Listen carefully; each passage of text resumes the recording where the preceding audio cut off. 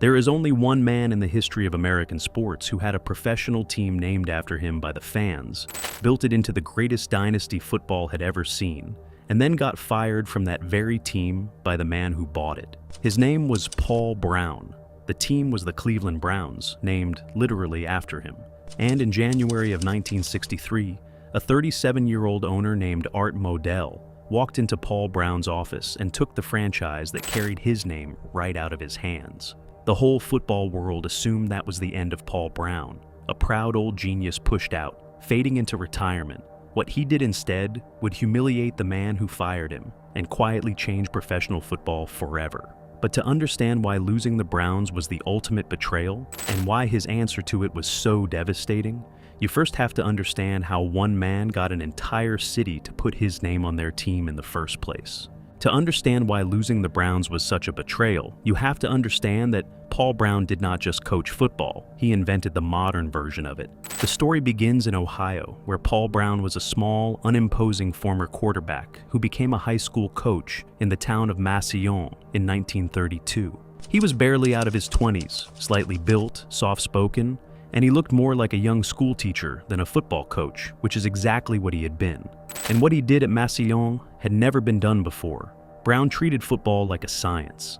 At a time when coaches relied on instinct, toughness, and yelling, Brown showed up with a briefcase and a system. He compiled a record at Massillon of 80 wins, 8 losses, and 2 ties, turning a small-town high school into a national powerhouse that drew tens of thousands of fans on a Friday night. And along the way, he invented things that every team on earth now takes for granted. He created the modern playbook and made his players study it like a textbook, then gave them written tests on it, benching anyone who did not know his assignments cold. He was the first to use game film to scout opponents and grade his own players, frame by frame. He sent in plays from the sideline using messengers. He hired a full-time staff of assistant coaches and paid them year-round when every other team treated coaching as a part-time job. He timed his prospects in the 40-yard dash, the exact distance a punt coverage man had to run, inventing a measurement the entire sport still uses today. And after one of his players suffered a brutal broken nose, Paul Brown bolted a bar across the helmet and effectively invented the modern face mask. He was not a rah-rah motivator, he was an engineer, and he was quietly rebuilding the entire sport from the ground up, while everyone else was still guessing. And remember that word, indispensable. Because the more essential Paul Brown made himself to football, the more impossible he would become to share a building with. The genius that built him was the exact same genius that would one day get him fired. The results were so undeniable that they could not stay local. Ohio State University hired him, and in 1942, he coached the Buckeyes to a national championship. Then, after the Second World War, a brand new professional team in Cleveland came calling. They wanted Paul Brown so badly that the team held a public contest to choose a name, and the fans overwhelmingly chose to name the franchise after the coach himself, the Cleveland Browns. Think about how rare that is. Before he had coached a single professional game, the city loved him so much they put his name on the door, and then he went out and justified every bit of it. Brown integrated the team in 1946. Signing Marion Motley and Bill Willis when professional football had frozen out black players for over a decade. And his Browns did not just win, they dominated. They captured 4 straight championships in the All-America Football Conference. When that league folded and the Browns were absorbed into the established NFL, the experts laughed and said Cleveland would get crushed by the real professionals. Instead, the Browns won the NFL championship in their very first season in 1950. Paul Brown had built the most feared machine in football, and it carried his name. And that was the problem hiding inside all that winning. The team, the city, the sport itself now belonged to Paul Brown in every way that mattered except one. He did not own it. Somebody else could still buy it out from under him, and somebody was about to. For most of the 1950s, Paul Brown was football. His teams reached the championship game year after year. He held total control over the franchise, the roster, the strategy, the culture, all of it. He was the closest thing the sport had to an absolute monarch, and he had earned it. But total control has a way of making a man enemies, and it has a way of making the people around him feel small. And in 1961, a new figure walked into the Cleveland Browns who was not willing to feel small for anyone. His name was Art Modell. He was a 35-year-old advertising man from New York, and he had just borrowed and scraped together close to $4 million to buy the Cleveland Browns. He was now, on paper, Paul Brown's boss. And there was room in that building for exactly one king. The tension was immediate and it was personal. Modell wanted to be a hands-on owner, involved, visible, important. But how do you feel important when the team is named after the other guy? When the fans, the players, and the whole city still see the coach as the franchise itself? Modell said it himself, in a line that captures the entire conflict. He told Paul Brown, "This team can never fully be mine as long as you are here. Because whenever anyone thinks of the Browns, they think of you. Every time I come to the stadium," he said, "I feel that I am invading your domain." That was the real problem. It was not strategy, it was not wins and losses. It was that one building could not hold two men who both believed they were the most important person in it, and only one of them signed the checks. It is worth understanding just how much Modell was taking on, because it shows how reckless the firing looked at the time. Paul Brown was not a coach in a slump. He had never had a losing season in his entire professional career, not one, going all the way back to the founding of the Browns. He had a winning record every single year, multiple championships, and a roster stocked with future Hall of Famers, including the greatest running back who ever lived, Jim Brown. To fire a coach with that resume was almost unthinkable, but that was exactly the point. Modell was not firing Paul Brown because he was failing. He was firing him because he was too powerful, too associated with the team, too much the franchise. And the breaking point came over a player.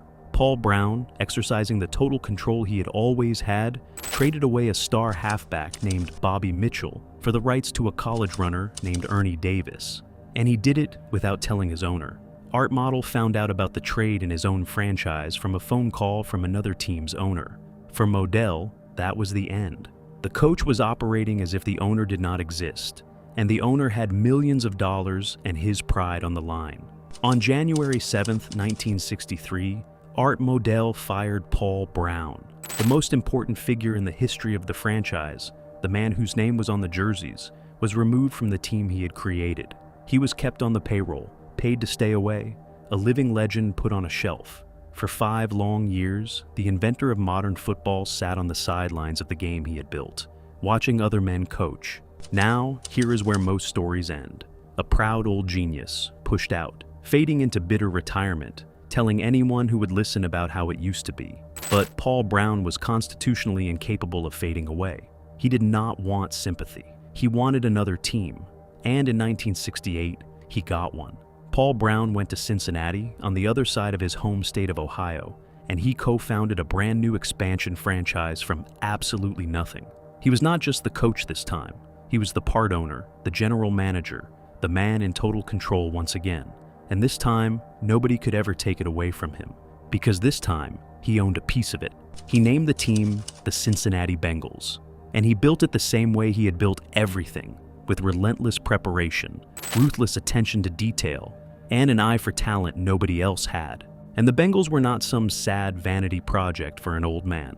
They were good, and they were good fast. An expansion team is supposed to be terrible, to lose for years, sometimes a full decade, before it can even think about competing. The roster is made of other teams' cast-offs and raw rookies. Paul Brown took that pile of spare parts and reached the playoffs in just the Bengals' 3rd season of existence, in 1970. It was one of the fastest turnarounds in the history of professional football, and that same year, the team in Cleveland that had discarded him was watching a man they had called finished build a contender from nothing, 200 miles away. It was a message delivered without a single public word of bitterness to everyone who thought he was washed up. The man Art Modell had thrown away had simply gone down the road, started a franchise from an empty room, and built another winner in his 60s, with nothing but his own mind and his own methods. He had proven the one thing the firing was supposed to disprove. The genius was never the logo on the helmet or the name painted on the building. The genius was him, and he could rebuild it anywhere. So here is where the long story lands, and it is bigger than 2 teams in Ohio. Paul Brown did not just survive his betrayal. He won the argument with history, because the game everyone watches today, the playbooks, the film study, the full coaching staffs, the face masks, the messenger plays, the draft preparation, All of it traces back to that meticulous schoolteacher from Massillon. His coaching tree is the NFL. A young assistant he hired in Cincinnati named Bill Walsh would take Paul Brown's ideas, build the West Coast offense, and win Super Bowls. And Walsh's disciples would go on to coach a huge share of the entire league. Nearly every offense run on any given Sunday is a descendant of what Paul Brown started. He died in 1991, but the Bengals are still owned by the Brown family to this day. For years, the team played in a building called Paul Brown Stadium. His name back up on the wall where no owner could ever pull it down again. They named one team after him by a fan vote, and he won them championships. They took it away, and he built another one and put his own name on the stadium himself. Art Modell wanted a franchise that nobody associated with Paul Brown. Instead, Paul Brown made sure that all of football, forever, would be associated with him. Had you heard the full story of how Paul Brown got fired from his own team and built another empire before this video? And what other figures in football history would you like to see next? Share it in the comments. And if you enjoyed this, subscribe and check out the rest of the channel for more stories.